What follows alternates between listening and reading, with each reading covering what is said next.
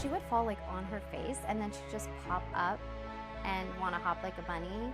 And she was just so precious, and she was a vivid example of how when children have what they need, medical care, healthy food, support, they're going to thrive and they're so resilient.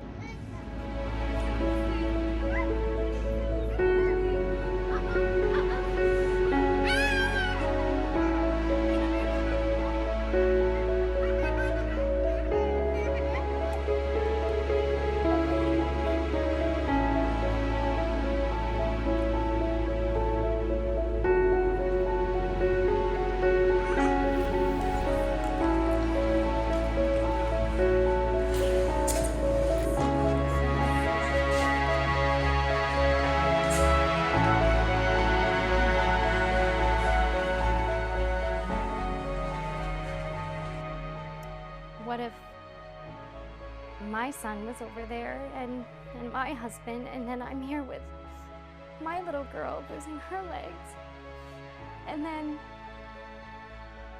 I'm thinking about the boys, and she was saying they don't eat anymore on FaceTime.